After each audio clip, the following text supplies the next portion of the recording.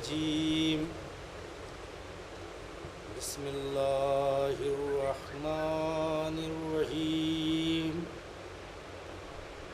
الحمد لله الذي يتعله كل مخلوق عند الهوائج والشدائد إذا انقطع من كل من دونه ومن سواه وهو المغيث إذا استغيث والمجيب إذا دعي وهو أرحم الراحمين والصلاة والسلام على أشرف الأنبياء والمرسلين ومولانا سيدنا ونبينا وشفيع ذنوبنا وطبيب نفوسنا بالقاسم محمد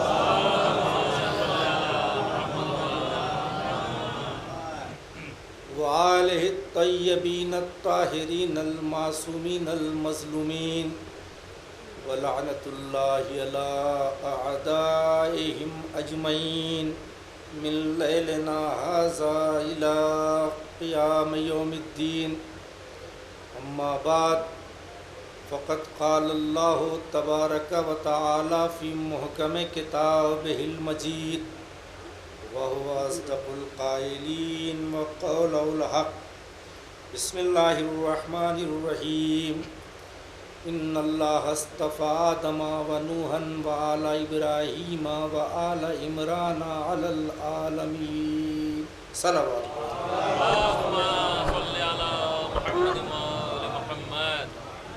جان محترم، قبل اس کے کہ آغاز گفتگو کروں آپ حضرات سے التماس ہے ایک مرتبہ سورہ حمد اور 3 مرتبہ سورہ اخلاص کی تلاوت فرما کر مرحوم سید حیدر مہدی زیدی ابن رضی الدین حیدر مرحوم کی روح کو حساب کریں. صلوات پڑھیں. محمد وآل محمد. اذان محترم، بزرگان عزیز، برادران قوم و ملت، حاملان قلب دانا،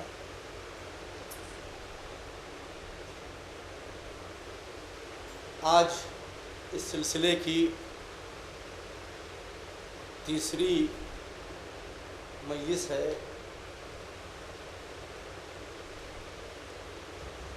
یا کہوں کہ اس سال کے اس سلسلے کی آخری مجلس ہے اس ہزار خان.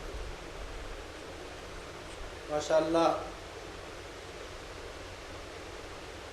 کل اور اس سے پہلے کی شب میں بہترین بیانات سے آپ مستفید ہوئے.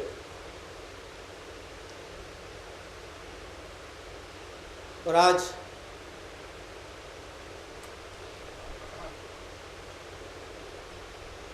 آپ کے سامنے طالب علم کی حیثیت سے فقیر بھی حاضر ہے. انشاءاللہ معینہ وقت کے اندر مجلس مکمل ہو جائے گی. اور یہ اعلان کر دوں کہ آج کی مجلس کے بعد شبیہ تابوت مولائے متقیان علیہ السلام کی برآمد ہوگی. زیارت کریں گے انشاءاللہ کہ سامنے موجود ہے. مدب و احترام کے ساتھ اپنی اس حسرت کو پورا کریں گے کہ اگر ہم ہوتے تو ہم بھی اپنے کاندھوں کو اٹھاتے.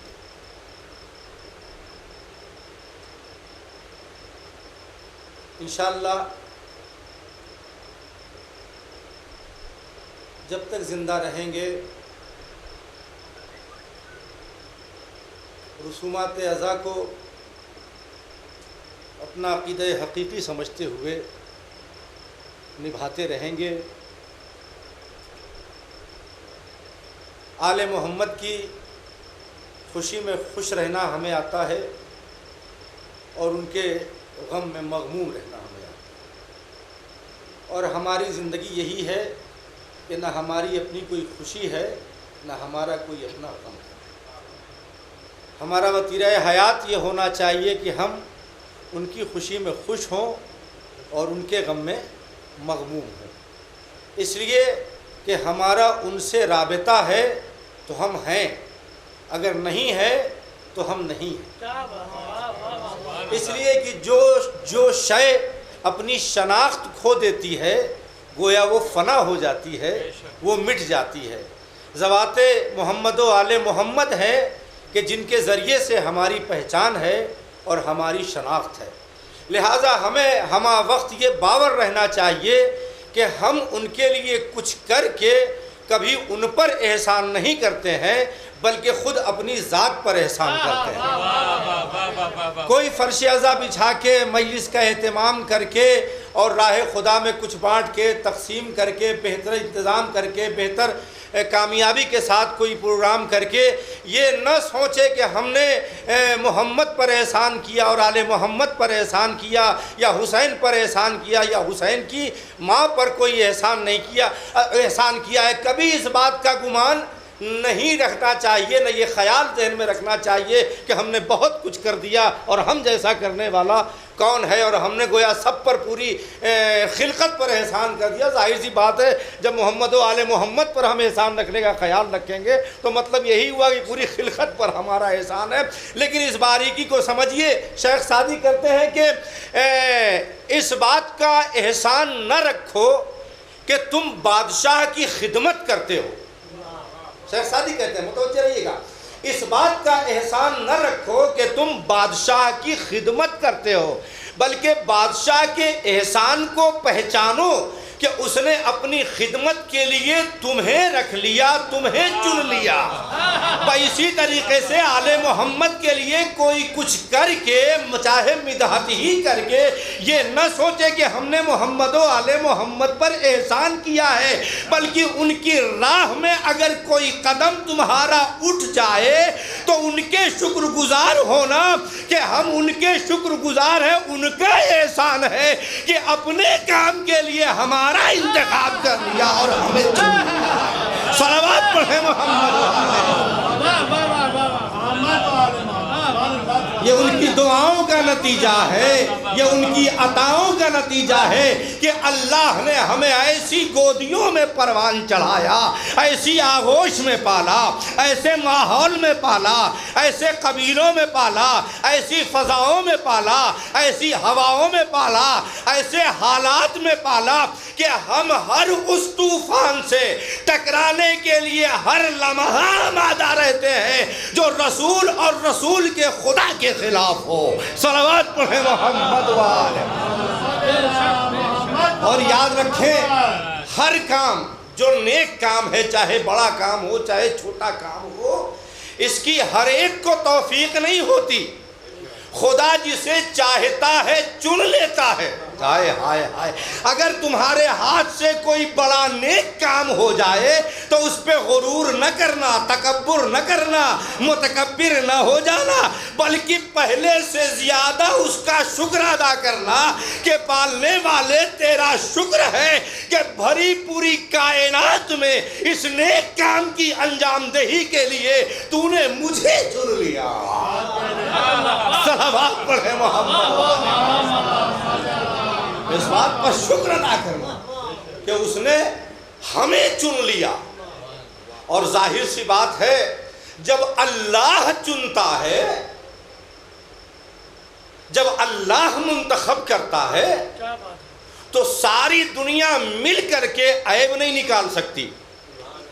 بالکل کوشش اگر کوئی کرتا ہے تو وہ ایسی ہی کوشش ہے کہ جیسے کوئی چاند پر خاک ڈالنے کی کوشش کرے۔ جب کوئی حریف عقل و خرد چاند کی طرف خاک اچھالتا ہے تو چاند کی خوبصورتی پر کوئی دھپا نہیں آتا، اپنا چہرہ کالا ہو جاتا ہے۔ لہٰذا جتنے بھی ابن زیاد کی نسل کے پروردہ ہیں وہ خلاف آل محمد زبان کھولنے سے پہلے یہ سوچ لے کہ ان کی طرف جو بھی پتھر اچھالا جائے گا وہ پلٹ کے آ کے یہ انہی کا عقدہ کھولے گا، انہی کی حقیقت کو بیان کرے گا۔ صلوات پڑھے محمد۔ اس لیے کہ وہ قدرت کا انتخاب ہے، وہ اللہ کا انتخاب ہے، انہیں اللہ نے چنا ہے۔ لہٰذا جس آیے کریمہ کی میں نے تلاوت کا شرف حاصل کیا ہے اس کا عنوان بھی یہی ہے۔ بسم اللہ الرحمن الرحیم، ان اللہ اصطفیٰ آدم و نوحا و آل ابراہیم و آل عمران علی العالمین، کہ بے شک اللہ نے چن لیا، استفا کیا یعنی چن لیا، منتخب کر لیا۔ کسے؟ ان اللہ اصطفیٰ آدم، توجہ ہے نا، آدم کو چن لیا۔ ان اللہ اصطفیٰ آدم، صرف آدم کو نہیں، آدم کے فوراً بعد ذکر کس کا ہے؟ ان اللہ اصطفیٰ آدم و نوحا، اور نوح کو چن لیا، نوح کو منتخب کیا۔ توجہ ہے آپ کی؟ آدم بھی نبی، نوح بھی نبی، بلکہ نوح کو آدم ثانی کہا جاتا ہے۔ توجہ ہے نا؟ لیکن صرف آدم کا انتخاب، اس کے بعد نوح کا انتخاب۔ چلیے یہ کہہ سکتے ہیں آپ کہ آدم جب آئے تھے تو نسل پھیلی بھی نہیں تھی، لہذا تنہا آدم کا نام رکھا گیا۔ تو پھر نوح کے لیے کیا حکم ہے آپ کا؟ بھائی نوح کے سامنے تو ایک پوری رعیت ہے نا، مگر نہیں، ان اللہ اصطفیٰ آدم، تنہا آدم، و نوحا، اور نوح۔ اب اس کے بعد ان اللہ اصطفیٰ آدم و نوحا و آل ابراہیم۔ توجہ ہے نا؟ کیا ابھی تک تنہا تنہا کا انتخاب تھا، مگر اب پوری آل۔ ان اللہ اصطفیٰ آدم و نوحا و آل ابراہیم و آل عمران، آل ابراہیم کو منتخب کیا، چن لیا، و آل عمران، اور آل عمران کو چن لیا۔ کاہے کے لیے؟ یہ ایک مسئلہ ہے، لیکن پہلے چنا کسے؟ کہاں چنا؟ کس قبیلے میں چنا؟ کسی خاندان میں چنا؟ کسی گروہ میں چنا؟ کسی انجمن میں چنا؟ کسی گاؤں میں چنا؟ کسی ایک ملک میں چنا؟ نہیں، ان اللہ اصطفیٰ آدم و نوحا و آل ابراہیم و آل عمران علی العالمین۔ ایک عالم میں نہیں، جتنے بھی عالم کی اس نے تخلیق کی ہے، جتنی بھی دنیا بنائی ہے، آپ کے اعتبار سے آپ جتنی گرہیں نکال لیں، یہ گرہ اور وہ گرہ اور منگل گرہ اور یہ گرہ، لینگویج کا فرق ہے، حقیقت میں کوئی فرق نہیں ہے۔ جتنے بھی عالمین ہیں سب میں چن لیا۔ توجہ، تو کس فن کے لیے، کس کام کے لیے چنا؟ توجہ چاہتا ہوں، میں کوئی تحقیق نہیں پیش کر رہا ہوں، صرف لمحہ فکریہ دے رہا ہوں، اس لیے کہ شریف گھرانوں کے بچوں کی پہچان یہ ہے کہ بڑوں کے سامنے زیادہ بڑھ بڑھ کے نہیں بولتے۔ صلوات پڑھے محمد و آل محمد۔ میں صرف لمحہ فکریہ دے رہا ہوں، طالب علم کی حیثیت سے۔ عزیزان گرامی، توجہ چاہتا ہوں، کاہے کے لیے، کس چیز کے لیے چنا؟ کچھ بتایا گیا؟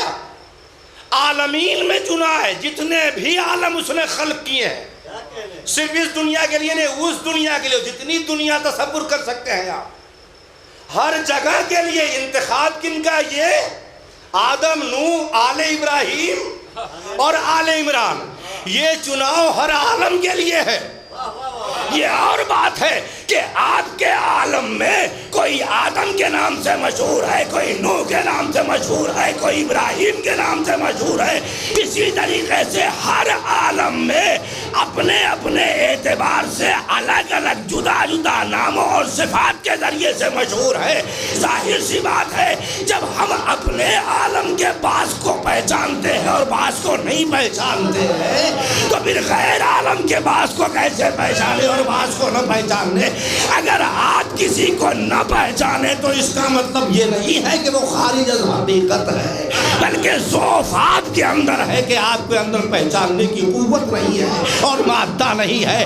عزیزان گرامی، اسی طریقے سے اگر کوئی علی کو امام نہیں مانتا تو علی کی امامت پہ کوئی حرف آنے والا نہیں ہے۔ صلوات پڑھے محمد۔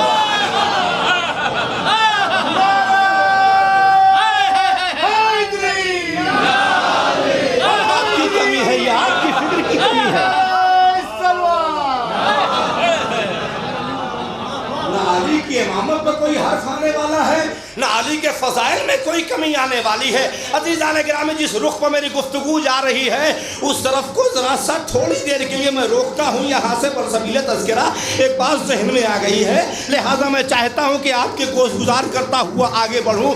میرے دوستوں اور عزیزوں، ہم اپنے معاشرے میں کسی کا نام رکھتے ہیں، بچہ پیدا ہوا، نام رکھا عبد الرحیم، صابر، سخی، شجاع، نام رکھا تھا بچپنے میں ماں باپ نے شجاع،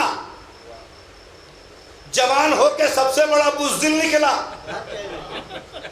توجہ ہے، نام رکھا ہے سخی، معلوم ہوا محلے کا سب سے بڑا بخیل، نام رکھا ہے صابر، معلوم ہے سب سے بڑا بے صبرا، یعنی اتنا بھی صبر نہیں کر سکتا کہ آذان کے 2 الفاظ ادا ہو جائے تو کھجور منہ میں ڈالے۔ میں لفظوں کا ذمہ دار ہوں، کسی کے سمجھنے کا نہیں۔ دیکھیے آپ کی اپنی فکر ہے، آپ مفہوم کو کہیں سے کہیں لے جائیں، میں اپنے لفظوں کا ذمہ دار ہوں، کسی کے سمجھنے کا ذمہ دار ہوں۔ تو نام رکھا صابر، نکلا سب سے بڑا بے صبرا۔ تو بھائی کیا وجہ ہے کہ نام ہم کچھ رکھتے ہیں، صفات اس کے اندر کچھ ہوتے ہیں؟ وجہ یہ ہے کہ ہمیں مستقبل کا علم نہیں ہے،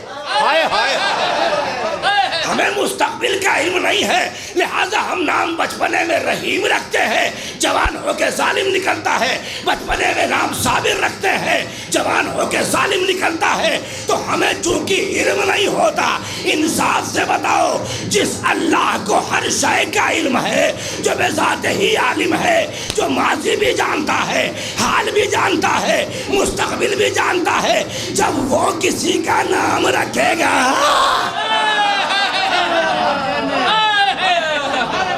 میرے علی کا نام اللہ نے رکھا ہے، اب زمانہ چاہے جتنی کروٹیں بدلے، نگاہ قدرت میں ماضی بھی ہے، حال بھی ہے، مستقبل بھی ہے، علی پہلے بھی علی تھا، اب بھی علی ہے، آئندہ بھی علی رہے۔ صلوات پڑھے محمد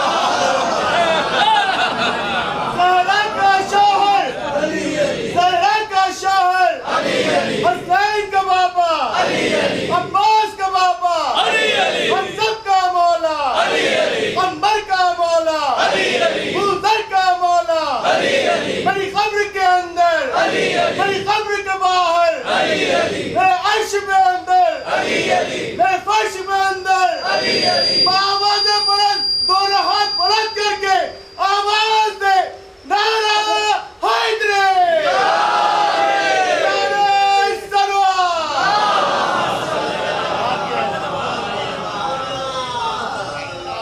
تو اللہ نے منتخب کر لیا، چن لیا آدم کو، نوح کو، آل ابراہیم کو اور آل عمران کو، کہا علی العالمین، جتنے بھی عالم اس نے خلق کیا ہے۔ تو کس چیز کے لیے چنا ہے؟ کسی ایک کام کے لیے؟ اگر کسی ایک کام کے لیے چنا ہوتا تو وہ اسے مستثنیٰ کر دیتا کہ اس کے لیے چنا ہے، لیکن مطلقاً چناؤ تو اس کا مطلب یہ ہوا کہ جتنے بھی صفات کمالیہ پائے جائیں گے کائنات میں، ان سب میں یہ مصطفیٰ ہوں گے، ہر فن میں، ہر خوبی میں، ہر فضیلت میں یہ سب سے اعلیٰ ہوں گے۔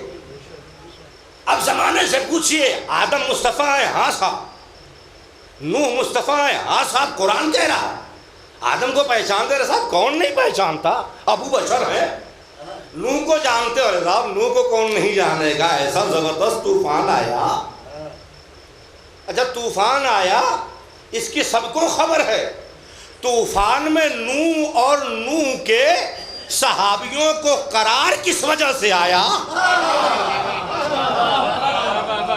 اس پر کوئی تبصرہ نہیں کرتا۔ تو نوح کو پہچانتے ہیں؟ ہاں صاحب نوح کو پہچانتے ہیں۔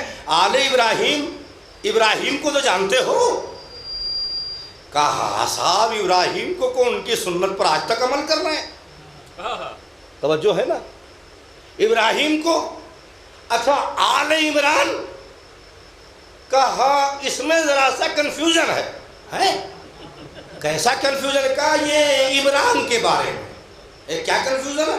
کہا یہ عمران یا تو موسیٰ کے باپ ہے یا عیسیٰ کے نانا. بھائی یہ کیا؟ یا تو یہ یا تو یہ. کہاں کنفیوژن ہے؟ بھائی ہم کہیں تو چل جائے گا، آپ کس منہ سے کہہ رہے ہیں؟ بھائی آپ کس بوتے پر کہہ کے آئے تھے حسبنا کتاب اللہ؟ توجہ توجہ. جب ایک شخص کے بارے میں قرآن سامنے رکھا ہے، فیصلہ نہیں کر پا رہے ہو کہ عیسیٰ کے نانا ہے کہ موسیٰ کے باپ، یہ ہے یا یہ ہے، تو پھر کسی الجھے ہوئے مسئلے پر تمہیں فیصلہ دینے کا اختیار کس نے دے دیا؟ قرآن کافی کس کے لیے ہے؟ پہلے یہ تو سوچا ہوتا. کاش دروازہ علی سے قرآن لیا ہوتا تو خدا کی قسم یہ قرآن کافی ہوتا. جب غیروں کے دروازے سے آپ قرآن لیں گے تو وہ کافی ہوگا یا نہیں ہوگا اس کی گارنٹی ہم نہیں لے سکتے. کیسی سند ہے اس کی ہم نہیں بتا سکتے. دروازہ علی سے اگر قرآن لیا ہوتا، قرآن سے مطلب مفاہیم قرآن، مطالب قرآن، معنی ہائے قرآن. ایسا نہیں ہے کہ علی لائے نہیں تھے، علی لائے تھے 70 اونٹوں پر سوار، 70 اونٹوں پر رکھ کے لائے تھے قرآن کی تفاسیر. لوگوں نے کہا علی یہ کیا لائے ہو؟ کہا یہی تو اکٹھا کر رہا تھا میں اپنے گھر میں. تم بیٹھے تم سمجھ رہے تھے کہ علی تم سے ڈر کے خاموش ہو گئے ہیں. علی قرآن اکٹھا کر رہے تھے. کہا علی اتنا قرآن؟ کہاں ہم نے سب کچھ تحریر کر دیا ہے. کون سی آیت کس کی مذمت میں ہے، کس کی مدحت میں ہے؟ ہائے ہائے ہائے ہائے ہائے. کچھ ایسے بھی لوگ تھے جن کو خدشہ تھا، بار بار حذیفہ سے پوچھتے تھے ہمارا تو نام نہیں تھا، ہمارا تو نام نہیں لیا تھا. انہیں گھبراہٹ پیدا ہو گئی کہ حذیفہ کا منہ تو بند کر دیا ہے، علی کا قلم کیسے چھپایا جائے؟ نہیں علی جو ہمارے پاس ہے وہ کافی ہے، جو ہمارے پاس ہے وہ کافی ہے. تو عجب نہ ہو میرے علی کی جبین پر ابری ہوئی لکیروں کے تیور نے ڈانٹ کے کہا ہو کہ علی اسے دیتے ہیں جو صاحب ظرف ہوتا ہے. لائے تو اس لیے ہے کہ کل تم محشر میں شکوہ نہ کہہ سکو کہ ہمیں کوئی دینے والا. صلوات محمد و آل محمد. اتمام حجت کے لیے لائے تھے. تو صاحب ایک معمولی سی بات کہ یہ موسیٰ کے باپ ہیں یا عیسیٰ کے نانا ہیں، کنفیوژن ہے. اصل میں ہوتا یہ ہے کہ جب انسان عادت کو عبادت سمجھنے لگتا ہے، ہائے ہائے ہائے میں کچھ عرض کر رہا ہوں، جب عادت کو عبادت سمجھنے لگتا ہے تو کبھی عبادت میں ترقی نہیں ہوتی. جب اطاعت کو عبادت سمجھتا ہے تو منزل کمال حاصل کر لیتا ہے. جو ہے آپ کی عادت کو اگر عبادت سمجھا تو جہاں کہیں لکیر کا فقیر ہے آگے نہیں بڑھ. جب اطاعت کو عبادت سمجھے گا تب ترقی کرے گا. ایمان کے 1 درجے پر آئے گا، 2 درجے پر آئے گا، 3 درجے پر آئے گا، 4 درجے پر، 10ویں درجے تک آئے گا. ہائے ہائے آج اللہ اللہ کی باتیں جو ہو رہی ہے، صرف اللہ کا ذکر کرو، صرف اللہ کا ذکر کرو. ایسا لگتا ہے کہ معرفت الہی میں ڈوبے ہوئے ہیں. پرسوں کی مجلس صاحب کو یاد ہے کیا کہا تمام فلاسفہ نے کہ صرف 7% دماغ کا استعمال ہوا اس کائنات میں. دماغ کا صرف 7%. تو 7% میں کون آئے گا؟ ہم جیسے لوگ ہوں گے، بڑے بڑے آیات اعظام ہوں گے، بڑے بڑے فلاسفہ ہوں گے. دنیا کی جو کریم لابی ہوگی، توجہ ہے، تو دنیا کی جو کریم لابی ہے اس نے 7% دماغ کا استعمال کیا ہے تو ماننا یہ پڑے گا ابھی اللہ کی معرفت سارے زمانے کو 7%. یہ دعویٰ وہی کر سکتا ہے کہ تمام پردے ہٹ جائے تو میرے یقین میں اضافہ نہیں ہوگا کہ جو 100% معرفت رکھتا ہے. صلوات پڑھے محمد. تو یا یہ موسیٰ کے باپ ہے یا عیسیٰ کے نانا, کنفیوز. اچھا صاحب یہاں بڑی بڑی ہستیوں کا تذکرہ کیا, آدم, ابو بشر, نوح, آدم ثانی, ابراہیم, نبی بھی امام بھی, نبی بھی امام بھی, ان کا ذکر ہے. اب ان کے بعد ایک دم سے بالکل ہلکا سا نام رکھ دیا گیا. ارے ہمارے یہاں بڑھیا محفل ہوتی ہے تو اس میں بھی نام چن چن کے رکھے جاتے ہیں. ہم جیسے لوگ تو بس پڑھوا لیے جاتے ہیں, ہے نا. کبھی کبھی یہ ہوتا ارے ان کو بھی رکھ لو, کیا برا نہیں, برا نہیں. اب کہاں یہ سب نام, اور خود اسے بھی سبکی محسوس ہوگی. اور ظاہر سی بات ہے جب اس سے بڑا ہنر سامنے موجود ہوگا تو اس کا ہنر کیا کھلے گا.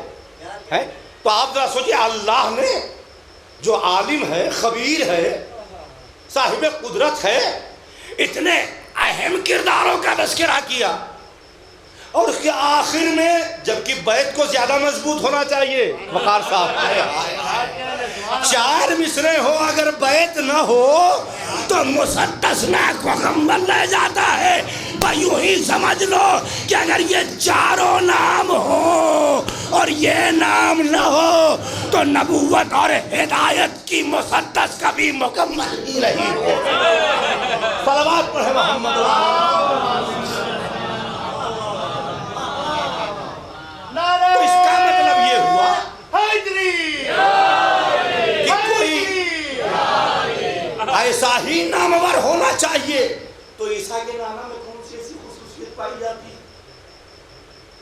یا موسیٰ کے باپ میں؟ کچھ تو بتائیے. قرآن ہے آپ کے پاس, تفسیریں ہیں, اور معاف کیجئے گا صرف ایک چھوٹے سے علاقے میں چناؤ نہیں ہوا ہے. اس بات کو بھی یاد رکھے کہ عالمین تو موسیٰ کے باپ یا عیسیٰ کے نانا میں کوئی ایسا کمال تو دکھائیے جس سے ہمیں لگے کہ ہاں اس عالم کے علاوہ کسی دوسرے عالم میں بھی کچھ چلتی ہے. آؤ ہم تمہیں بتاتے ہیں کہ عمران سے مراد عمران کون ہے. آنکھوں کو کھولو, تعصب کی عینک اتارو, دل کو شفاف کرو اور غور سے دیکھو. مکے کی جانب صحن محمد میں بیٹھا ہوا, زمین پر بیٹھے بیٹھے, لفظ بدلو, زمین کی سریر سلطنت پر بیٹھا بیٹھا, ہاتھ بڑھا کر آسمان کی چھاتی چیر کر, لوح محفوظ کے تہر میں ہاتھ ڈال کر نزول قرآن سے پہلے لفظ الحمد نکال کر جو اپنے خطبے کی زینت بنا لے.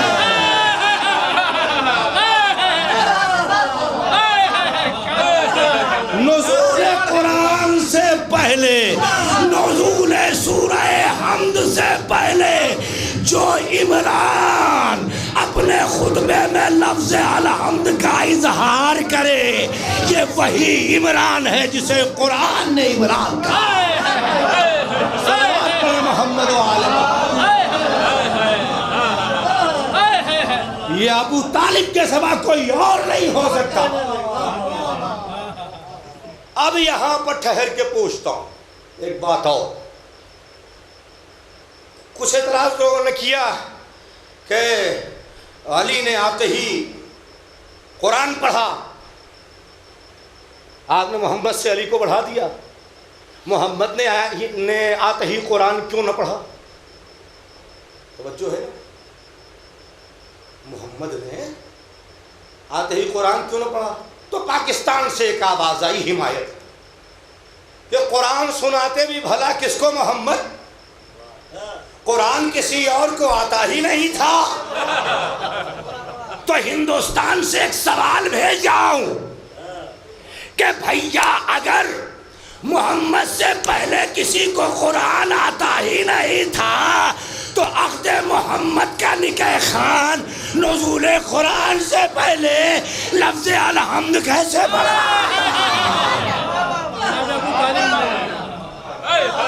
اب رہا سوال یہ کہ محمد نے سنایا کہ نہیں سنایا، تو جو اپنے ایمان کا اظہار تمہیں اس قابل نہ سمجھے کہ تمہارے سامنے کرے، وہ محمد کی پرائیویسی کو تمہارے سامنے کیسے؟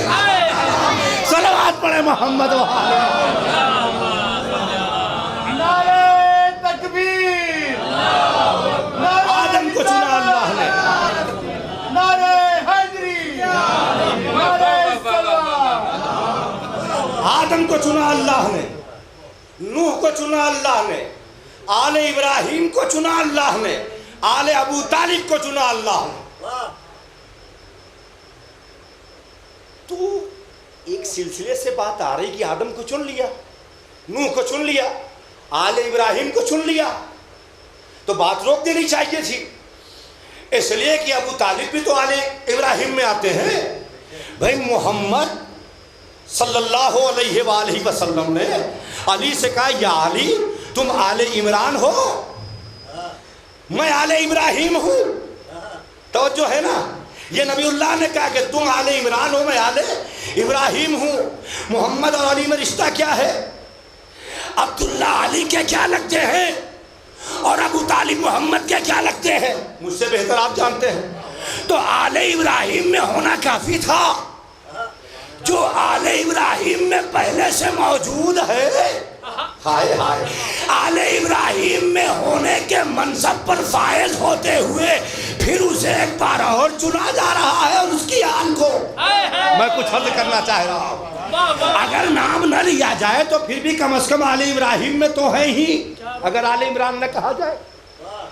بالکل یہ ایسے ہی ہے جیسے ابراہیم نبی تھے، مگر امتحان لینے کے بعد امامت دی گئی۔ نبی بھی ہیں، امام بھی ہیں۔ اسی طریقے سے آل عمران کو یہ فخر حاصل ہے اس کائنات میں کہ آل عمران خود آل ابراہیم بھی ہے اور آل عمران بھی ہے۔ صلوات پڑھیں محمد و آل۔ تو علی آل عمران، سرکار ختم مآب آل ابراہیم، یہ نبی، یہ امام۔ نبی ہوتا ہے صاحب شریعت، امام ہوتا ہے محافظ شریعت۔ ہائے ہائے ہائے ہائے، لانے کا سارا ذمہ آل ابراہیم کو مل گیا، اور حفاظت کا مکمل ذمہ آل عمران کو۔ اچھا یاد رکھیں، اس پوری آل میں بھی سب نہیں منتخب ہیں۔ اگر آپ کہیں سے رشتہ جوڑنے، جیسے رفتہ عالموں کے ساتھ رہتے رہتے جید ہو گیا، کل نہ جانے کیا تھا لیکن آج سید ہو گیا، تو اسی طرح یا سادات نظر گردش حالات ہو گئے، حالات جن کے سدھرے وہ سادات ہو گئے۔ اس ذہنیت کے کچھ لوگ اگر ہوں تو اپنے آپ کو کہیں نہ کہیں سے آل ابراہیم میں، جب آیہ تطہیر کے وارثوں میں اپنا شمار کرانے کی کوشش ہو رہی ہے، تو آل ابراہیم میں خود کو شامل کرنے کے لیے الٹا سیدھا وصولے وغیرہ سے ہو سکتا ہے کوئی شجرہ وجرہ کر لیا جاتا ہے نا، ممکن تھا کہ نہیں؟ تو معاف کیجئے گا، آل ابراہیم یا آل عمران میں ہر رشتہ دار شامل نہیں ہو سکتا۔ دلیل ہے میرے پاس، جب نبی ابراہیم کو امتحان کے بعد امامت ملی تو دستے دعا بلند ہو گئے، پالنے والے وَمِن ذُرِّيَّتِي، ہائے ہائے، اور میری ذریت نے کہا لا ینال عہد الظالمین، یہ عہدہ ظالموں تک نہیں پہنچے گا۔ تو معاف کیجئے گا، یہاں پر چناؤ صرف صابروں کا ہے، ظالموں کا چناؤ نہیں۔ صلوات پڑھے محمد و آل محمد۔ صفات، چناؤ کے ساتھ ساتھ صفات بھی بیان کیے گئے ہیں۔ تو نبی صاحب شریعت، امام محافظ شریعت۔ نبی کتنے؟ نبی کتنے؟ توجہ، گھبرائیے مت، بالکل یہ مت سوچئے کہ ابھی تو یہ عالم ہے تو مصائب تک کب تک پہنچیں گے؟ دیر نہیں لگی، وقت میں یہ 1 گھنٹہ کہا گیا، 1 گھنٹے سے 1 منٹ زیادہ نہیں ہوگا. پھر صلوات پڑھیں محمد والے. توجہ ہے آپ کی؟ کتنے نبی آئے؟ 1,24,000. امام کتنے ہیں؟ 12. نبی کیا ہوتا ہے؟ صاحب شریعت. امام کون ہوتا ہے؟ محافظ شریعت. نبی شریعت لانے والا، امام بچانے والا. اگر لانے والا لائے نا تو بچانے والا بچائے کیا؟ غور کر رہے ہیں آپ؟ اگر نبی شریعت لائے نا تو امام بچائے کیا؟ تو لانے والا لائے نا تو بچانے والا بچائے کیا؟ اور بچانے والا بچائے نا تو لانے کا فائدہ کیا؟ اگر بچانے والا بچائے نا تو پھر لانے کا فائدہ کیا؟ توجہ ہے؟ تو ان کی بھی ضرورت، ان کی بھی ضرورت. جملہ کہہ رہا ہوں، جوش عقیدت میں محبت کے ہاتھوں میں اٹھا لیجئے گا تو شکریہ ادا کروں گا.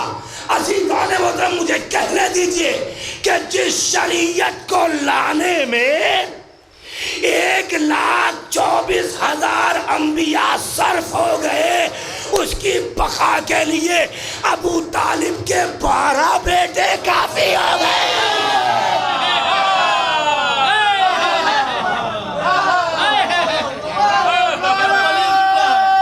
12 بیٹے کافی ہو گئے. کیا پہچانے زمانہ عظمت ابو طالب کو؟ آج جس کے غم میں آپ شریک ہیں، جس کی شہادت میں آپ مغموم ہیں، ابو طالب اس کے باپ کا نام ہے. انتخاب قدرت کا نام. قدرت کا منتخب کرتا ہے. بات آ ہی گئی ہے تو ایک بات اور کہتا چلوں کہ ابو طالب کی عظمتوں کا کیا کہنا. ایک کمال ابو طالب کے اندر تو ایسا ہے جو خود نہ محمد میں ملا نہ علی میں ملا. دست ادب جوڑتا ہوں، دلیل سننے سے پہلے گریبان نہ پکڑیے. ایک صفت ابو طالب کی ایسی ہے جو نہ محمد کو، ایک فضیلت ابو طالب میں ایسی ہے جو نہ محمد کو ملی نہ علی کو ملی. توجہ رکھیے گا، نہ محمد کو نصیب نہ علی کو نصیب. زیادہ پریشان نہیں کروں گا، نتیجہ فوراً دیتا ہوں. جب سرکار ختمی مآب اس دنیا سے اٹھے تو نبوت کا جنازہ بظاہر صرف امامت کے کاندھے پر اٹھا. کہاں ہے آپ؟ سرکار کا جنازہ صرف امامت کے کاندھے پر اٹھا. خود میرا مولا علی جب اس دنیا سے اٹھا تو بظاہر علی کا جنازہ صرف امامت کے کاندھے پر اٹھا. لیکن ابو طالب جسے کہتے ہیں، جب وہ اس دنیا سے اٹھا اس کے جنازے میں نبوت بھی شامل ہے، امامت بھی شامل ہے. ایک طرف سے نبوت کا ادا دے رہی ہے، ایک طرف سے امامت کا ادا دے رہی ہے.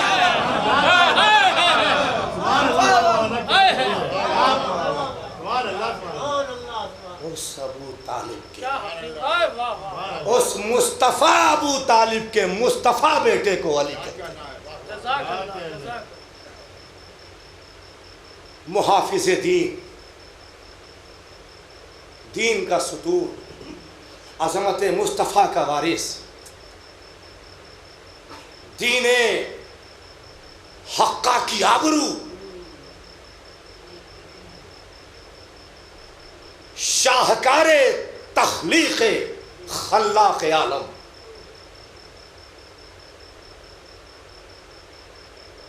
اختیار میں سب کچھ ہے مگر علمدار قناعت نظر آتا ہے. وہ اور ہوں گے کہ جن کے پاس تھوڑا ہو تو زمانے بھر کو دکھاتے پھرتے ہیں. ارے جس علی کی ٹھوکر میں موت و حیات ہو وہ سوکھی روٹیاں گھٹنوں سے توڑ کے کھاتا نظر آیا. اور عزیزان محترم،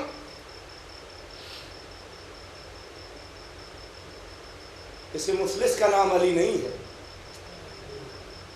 کسی فقیر کا نام علی نہیں ہے، امیر المومنین کا نام علی ہے، امیر کائنات کا نام علی ہے۔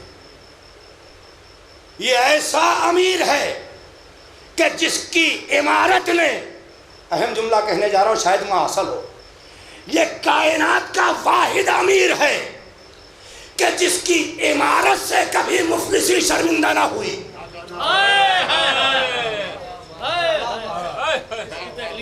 یہ ایسا امیر کہ یہ لفظ وضع اس کے لیے ہوا ہے۔ رہا سوال علی کی دولت کا اندازہ کون کرے، وقت نہیں ہے میرے پاس، 2 جملوں میں بات کو مکمل کروں۔ سب جانتے ہیں قرآن میں ذکر ہے کہ کسی نے عالم رکوع میں زکوٰۃ دی، پوچھا کیا زکوٰۃ دی، کس نے دی؟ کہ علی نے زکوٰۃ دی، اس کے شاہد محمد ہیں۔ گواہ کون ہے؟ وہ نبی جس نے کہا خدا ہے ہم نے دیکھا نہیں مگر مان لیا، وہ نبی شاہد ہے۔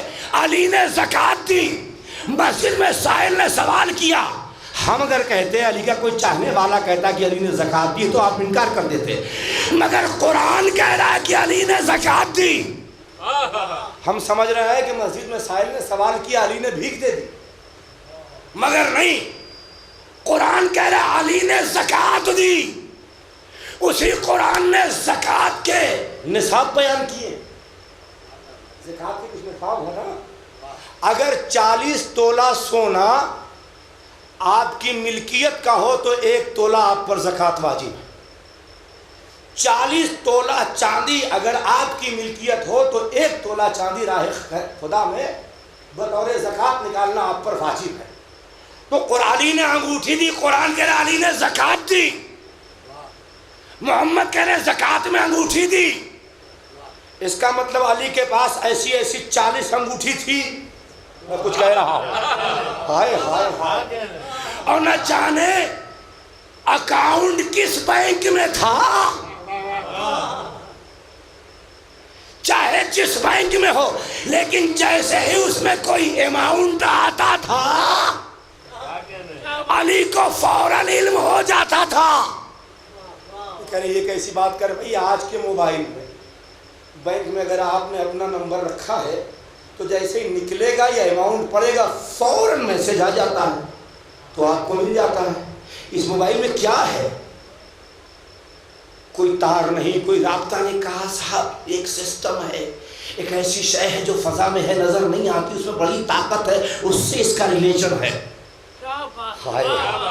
ہم نے کہا یہ بات ہم 1400 سال سے سمجھا رہے ہیں، آپ کی سمجھ میں نہیں آتا، پھر بھی ہم سے کہتے تھے کہاں مدینہ کہاں خیبر، علی کیسے پہنچ گئے؟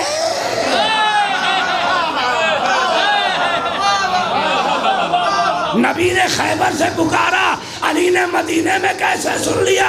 میں نے کہا تم نے اپنے ابا کو بمبئی فون کیا، تم بول یہاں رہے ہو سنڈس روڈ پر، تمہارے ابا نے کیسے سن لیا؟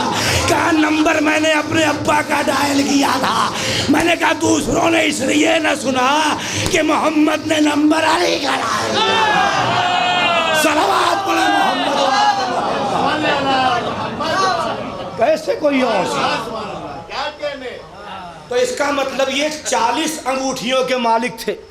جیسے ہی 40 کی تعداد مکمل ہوئی، ہم آپ ہیں، زکوٰۃ واجب ہو گئی پھر بھی انتظار کر رہے ہیں، خمس واجب ہو گیا پھر بھی انتظار کر رہے ہیں، خود خمس واجب ہے اور باغ فتق کے لٹیروں کو گالیاں دے رہے ہیں۔ میں لفظوں کا ذمہ دار ہوں، کسی کے سمجھنے کا نہیں، لیکن یہ وہ ہیں جن کا انتخاب قدرت نے کیا۔ ایک لمحے کی بھی دیر نہیں ہوگی حقوق اللہ ادا کرنے میں، حقوق العباد۔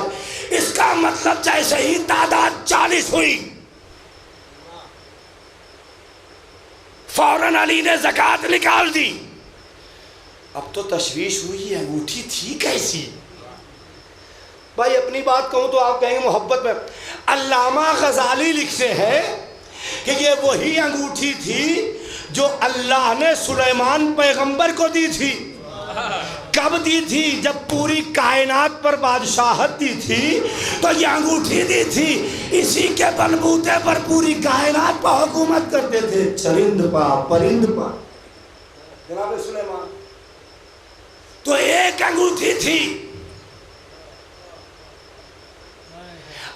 غزالی کہتے کہ وہی انگوٹھی تھی جو اللہ نے سلیمان کو دی تھی، یہ وہی انگوٹھی تھی جسے علی نے زکوٰۃ میں دیا۔ تو ایک جملہ کہنے دو کہ جس علی کے خزانے کی زکوٰۃ حکومت سلیمان کے برابر نکلتی ہو، اس علی کے سامنے مکے اور مدینے کی خلافت کیا حیثیت رکھتی ہے؟ امیر کائنات کا نام۔ لیکن قناعت کا ایسا بے تاج بادشاہ ہے کہ بیٹی کے گھر مہمان، بیٹی کے گھر، باپ جب بیٹی کے گھر جاتا ہے، صاحبان اولاد مجھ سے بہتر سمجھتے ہیں، تو بیٹیوں کا بس نہ چلے کہ دسترخوان پر اپنا کلیجہ رکھتا ہے۔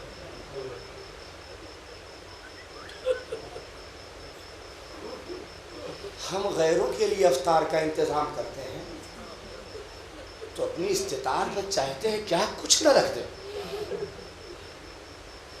صبح سے روزے سے ہیں، اللہ جانے روزے دار کو کیا پسند ہے، یہ پسند ہے، یہ ہر طرح کی چیز چاہتے ہیں،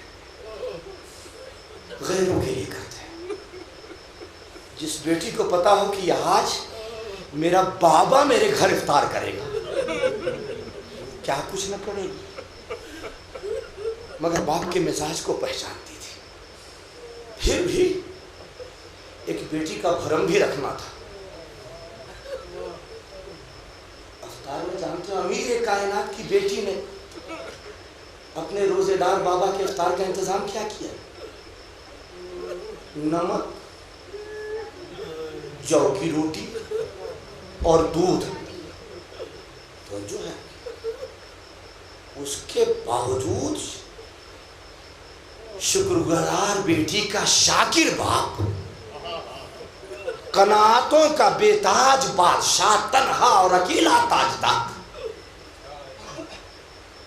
کہہ رہا ہے بیٹی تجھے گواہ بناتا کہ کبھی بھی تو نے اپنے باپ کو ایک وقت 2 غذا استعمال کرتے ہوئے دیکھا۔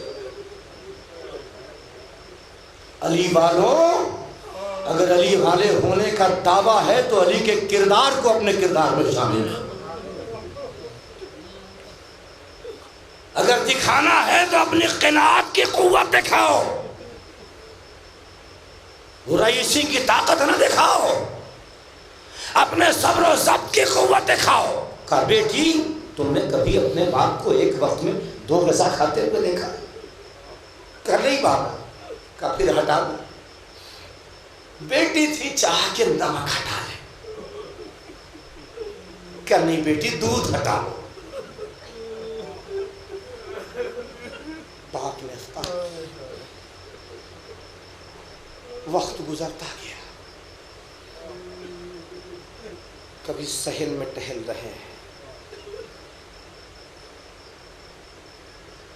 کبھی حسرت سے بیٹی کی طرف دیکھ رہے ہیں، کبھی صحن میں آ کے جانب آسمان دیکھ رہے ہیں، بے قرار ہے بیچارہ، گھبراہٹ میں نہیں، اشتیاق میں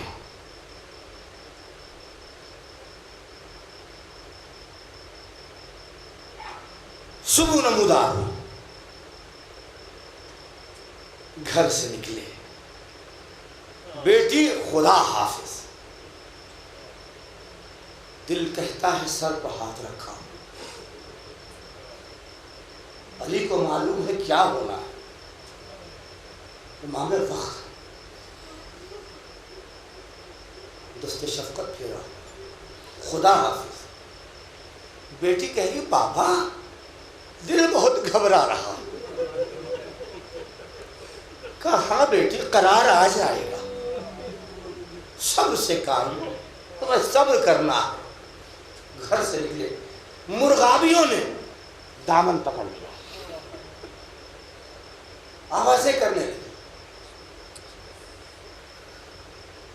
مولا نے کہا کہ اگر ان کے دانے پانی کا انتظام مشکل ہو جائے تو انہیں آزاد کر دیں۔ عزادارہ نے مدینے کر دیا، ایسا کریم امام، پرندوں کا اتنا خیال، مگر ہائے اس کی اولاد کربلا میں، سامنے ٹھنڈا پانی بہ رہا، دریا روان، اور بچے خالی کوسے لیے ورکش کی سدائیں پر عزادارہ نے مدینے کربلا۔ میرا مولا جانب مسجد چلا،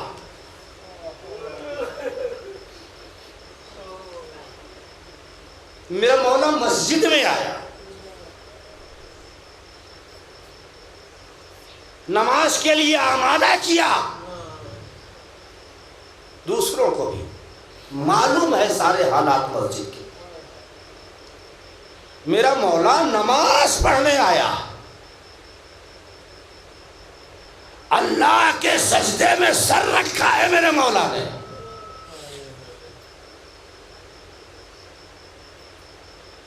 سجدہ معبود کے لیے سر جھکایا ہے علی نے، اور ابلیس پر عقیدہ رکھنے والا ملعون ابن ملجم، اس نے علی کے سر پر تلوار لگائی۔ اشقا کہتے ہیں کائنات کے سب سے بڑے شقی کو، سب سے بڑے ظالم کو۔ یاد رکھیں یزید جیسے ظالم کا نام بھی اشقا میں نہیں ہے۔ سرکار دو عالم نے دو لوگوں کو اشقا کہا ہے۔ خود جب علی اپنی شہادت کا ذکر کرتے تھے تو اکثر کہتے تھے بسم اللہ الرحمن الرحیم باس اشقاہا۔ ہم قریب مجھے میری داڑھی کو میرے خون سے خضاب کیا جائے۔ ایک سرکار دو عالم کی حدیث کے مطابق ایک وہ شقی سب سے بڑا شقی کہا گیا جس نے ناقہ صالح کو قتل کیا۔ دوسرا سرکار ختم آپ نے علی سے کہا علی ایک وہ اشقا ہے جو تمہیں قتل کرے گا۔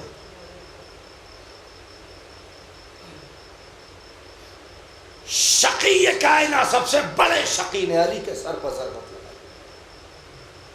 ادھر بات کے سر پر ضربت لگی، ادھر بیٹیاں بے قرار۔ زینب گھبرا گئی۔ ہاں یہ تو ویسے ہی آثار ہیں جیسے نانا رسول اللہ کی رحلت کے موقع پر زمین ویسے ہی ہل رہی ہے، آندھیوں کا رخ ویسے ہی ہے۔ عزادارہ نے مظلوم کربلا بس چند جملے اور آپ کی زندہ کرنا۔ شبیہ تابوت علی ابن ابی طالب اٹھائیں گے، اپنے کاندھوں پر لیں گے، حسرت بھی کریں۔ وہ تلوار جو مولا علی کے سر پر لگائی گئی تھی اس کا زخم اتنا کاری زخم تھا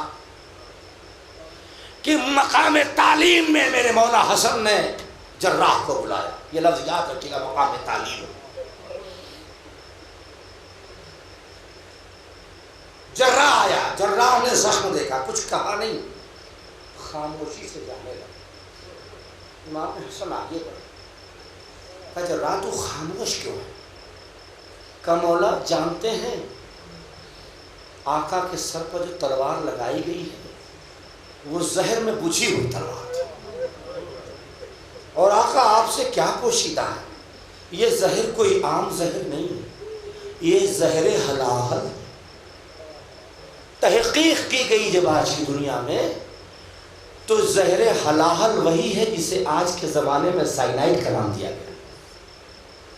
اس زہر کی قوت و طاقت کے بارے میں تحقیق ہوئی ہے کہ ایک قطرہ اگر وہ زہر حلال سمندر میں پڑ جائے تو اس سطح کے آخری حصے تک صرف 3 سیکنڈ کے اندر جتنے بھی جانور ہو ہلاک ہو جائے۔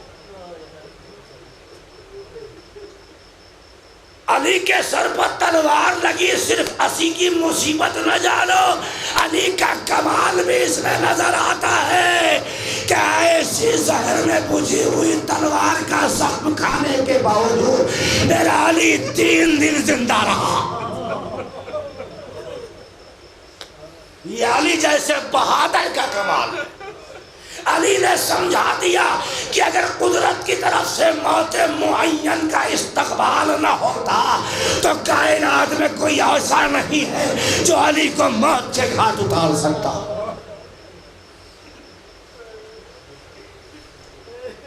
ایسا زہر جسے آج سائنائڈ کہتے ہیں، زبان پر رکھتے ہی انسان مزہ تک نہیں بتا پاتا۔ 3 دن تک میرا مولا سارے کارہائے وجوبیہ انجام دیے۔ آخری وقت ہے، 19 کو ضربت لگی، 20 کو تڑپتا رہا میرا مولا، اذیت برداشت۔ مولا آپ نے 3 دن تک زخم کی اذیت کیوں برداشت کی؟ برداشت عجب نہ ہو آواز دے، میں حسین سے سامنا تو کر سکوں کہ میرے لال زخم کی اذیت سے 3 دن تک میں بھی گزرا ہوں، کھڑا تو ہو سکوں کربلا میں اپنا زخمی نور نظر کے سامنے۔ یہ میرے لال حسین، تیرے زخموں کا اندازہ مجھے ہے۔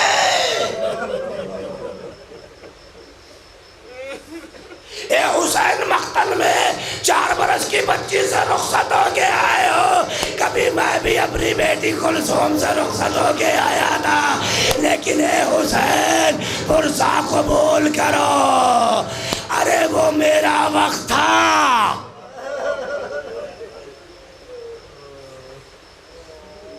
میں نے بیٹی سے کہا تھا جاگتی رہو، یہ تمہارا وقت ہے کہ تمہارے باپ تمہارے بچوں کو سونا نصیب نہ ہوگا۔ ختم ہو گئے میلی تو جملہ زحمت تمام۔ وقت اخیر قریب آیا، امام نے امام حسن کو بلایا، آثار امامت ودیت کی، وصیتیں جو کرنا تھی کی، سب کو امام حسن کے حوالے کیا۔ بیٹا حسن سب تمہارے حوالے، پورا گھر تمہارے حوالے۔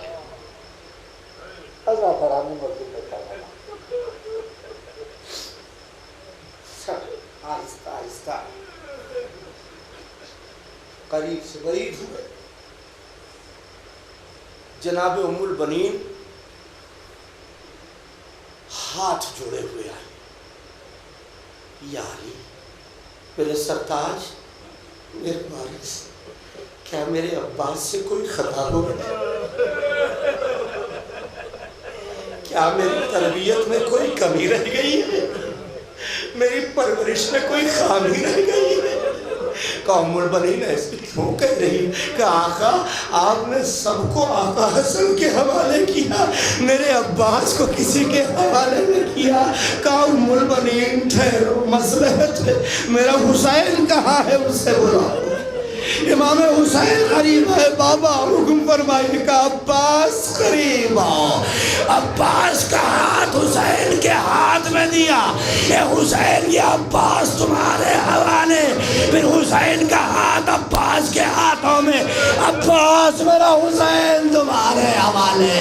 اے آزادان مظلوم کربلا، شاہد کربلا میں حسین نے لاشا تو نہ اٹھایا مگر وہ ہاتھ ضرور اٹھا لیا جس کے ہاتھوں میں حسین کو ہاتھ علی نے دیا تھا۔ ختم ہو گئی مجلس، علی رخصت ہو گئے دنیا سے، بیٹوں نے جنازہ اٹھایا، اٹھا جنازہ، قلعہ نجف پر آئے، قبر ملی،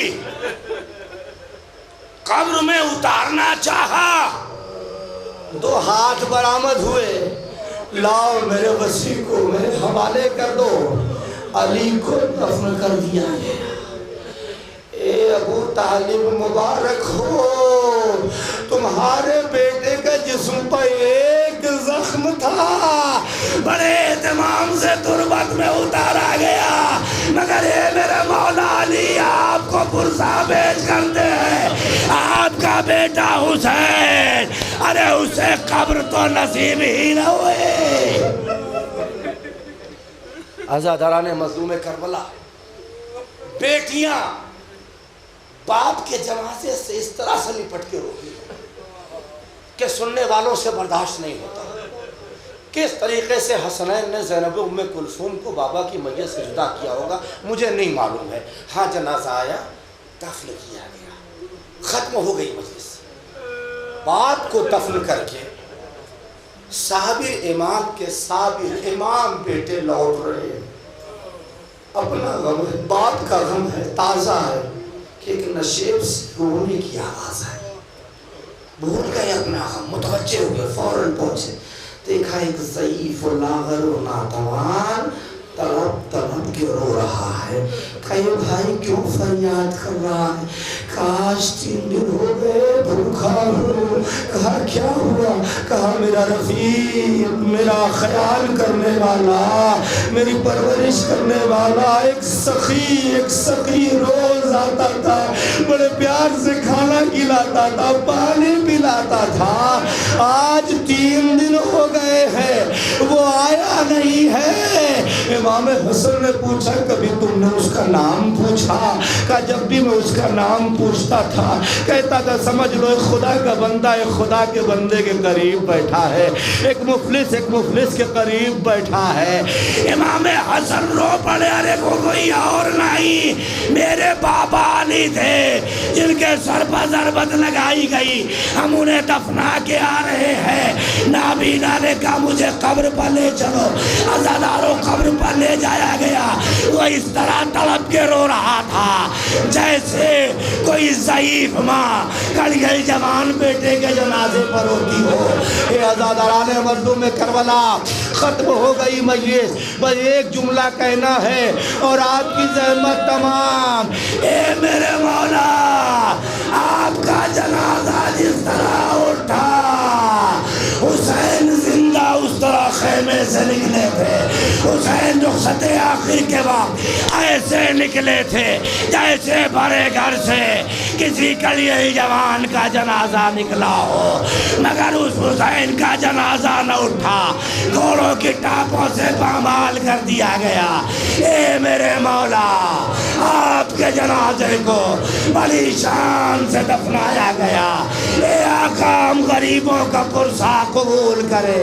اے آقا، اگر کوئی کمی رہ گئی ہو تو انشاءاللہ حیات نے ساتھ دیا تو ہم اگلے سال اسے پوری طرح سے انجام دیں گے۔ اے عزاداران مظلوم کربلا، بس آخری جملہ جس کے لیے زحمت دی تھی وہ جملہ اور آپ کی زحمت تمام۔ عزاداران مظلوم کربلا، جب کسی گھر سے جنازہ اٹھتا ہے تو اس کے گھر کے لوگوں کو تسلی دی جاتی ہے، تشفی دی جاتی ہے۔ آج اس موقع پر جناب ابو طالب کی بارگاہ میں پرسہ بھی پیش کرتا ہوں اور ایک بات بھی عرض کرتا ہوں، ابو طالب مبارک ہو، جب آپ کے بیٹے کا جنازہ اٹھا، گھر سے رخصت ہو گیا، بچے لوٹ کے آئے تو انہیں تسلی دینے والے موجود تھے، تشفی دینے والے موجود تھے، مگر ہائے جب سکینہ کا بابا رخصت ہوا، سکینہ کا بابا لوٹ کے نہ آیا، مگر حسین کی شہادت کے بعد حسین کے بچوں کو کوئی تسلی دینے والا نہ ملا آیا، کوئی بندہ چھیننے آیا، کوئی خیموں میں آگ لگانے آیا، کوئی چادریں چھیننے آیا۔ واہ غربتہ واہ علیہ واہ